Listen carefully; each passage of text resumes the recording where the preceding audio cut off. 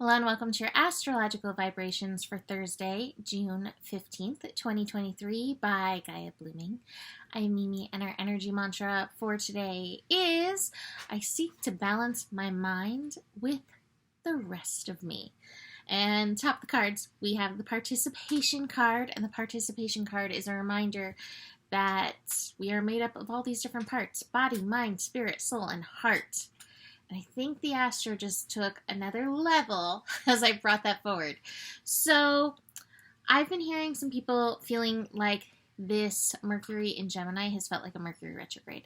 And I will remind everybody that Mercury is mischievous, and Mercury in its home sign of Gemini is going to bring extra mischief. So the mischief is on, and it's affecting communication issues, or communications. It's bringing issues with communications. And today we have Mercury in Gemini squaring Saturn in Pisces.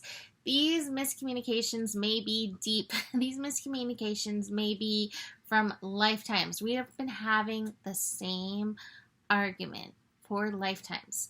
Now, there's so many different layers that I want to approach with this. One layer is we all speak different languages. If my Mercury is in Scorpio, which it is, and your Mercury is in Leo, which, hey, it could be, we are not going to be speaking the same language. Our communication is going to be a little convoluted, a little bit confusing.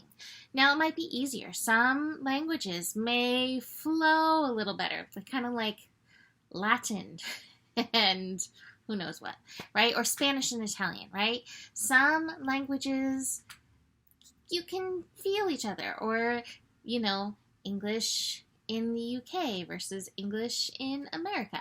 So language is such an interesting thing. With Mercury squaring Saturn, and just the Mercury shenanigans and the karmic energies, remembering that we speak different languages is so important. We can think we are so clear, and maybe to ourselves we are, and to another person it can be clear as mud. And just even being able to hold that understanding can be helpful in our interactions. Now, where it went deeper was when I was talking about this card, and I was like, oh, yes, the language of my brain is different than the language of my heart, which can be very different from the language of my spirit. And my spirit is different than the language of my soul, and then my body is speaking a whole other language. We can have these miscommunications even within ourselves, especially when we are not conscious of all the layers that are trying to make their points known. The body especially really likes to make its points known, and if it is not heard, it's like, I'm on fire, or you can't get out of bed, or that ankle is twisted, right? So today is an important day to try to understand things, including yourself, at the baseline of their language as much as possible, recognizing that their language is not necessarily your language. And again, I think this is true across the board. I think even if we do have like the same Mercury in the same sign, we may speak different languages. We may have different understandings. And this is based on so much more than where your Mercury is. It's so deep. Thanks, Mahalo. Mahalo's language. It's like, here. So we've got that. Now, speaking of Mercury shenanigans, we do have the moon finishing up in Taurus and then moving into Gemini, preparing for the new moon, which is late in the evening on Saturday, as well as Saturn retrograde. Again, this Mercury-Saturn thing, we've got some hand-holding going on as they're working some processes. So before the moon moves out of Taurus, it will connect to Uranus, bringing up some of those triggers. It will be connecting to Neptune, just bringing on some lazy cat and bringing in some fog and extra confusion, because why not? If we can understand each other through the layers of communication and the fog, then we'll be fine. And we finally have the moon connecting to Pluto, which could bring some power and control issues up, and maybe even potentially around our personal worth. So watch for that. Even though the moon in Taurus is trining Pluto, Pluto can bring those power issues to the surface. It can bring those places where we feel puny and less than.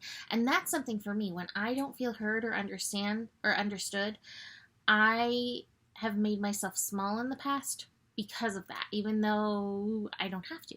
That was just my reaction to not being heard or understood, usually understood. Like I said, moon into Gemini, 6:45 p.m. coming in just to bring on more shenanigans. I love the cards, though. I really was enjoying the cards. Participation, like I said, checking in with the other parts of ourselves, because it's not just an out there communication issue. It's also an in here. And then we have the Fool, and the Fool's in reverse. And to me, the Fool in reverse in this case is like, hey, you're not as naive as you think you are. I think sometimes, I don't really believe in lazy, but we can get lazy with, explaining ourselves or trying to understand other things. So I don't want to say lazy, but we just become so overwhelmed with everything else. So don't be naive. Take that responsibility, because it is in that responsibility of communication that you can find your magic. It is not a burden. There's the burden card. I didn't even look for it. There's the burden. That's where we're like feeling lazy, not wanting to do it. No. If you do that, you miss out on the magic. There is magic as we make those connections. Let my Gemini talk to you. It can help us bloom. I'm going back to that mycelium network of things. We are mushrooms. We are mycelium. We are connected. And we will bloom when we can learn how to talk to one another. There is one other thing I want to mention. We do have Venus and Lilith conjunct in Leo, and this energy is feisty. It is full of feist. Definitely creative. Definitely very opinionated, just to throw that into the mix. Definitely wants to express itself. And I encourage you to express yourself and hold space for that expression to be understood, but hold space for it to not be understood, and that to be okay. Because there's a place for the world in you, even when you don't think anybody else gets it. But I promise you, there's a good, solid group of people who do get it.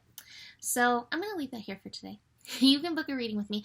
I am considering doing Venus retrograde readings, because I think this retrograde is going to be a doozy. A lot of people are talking how they want it to be like hot girl summer with all of this Leo energy. But with the retrograde, it's more goth. It's a lot deeper.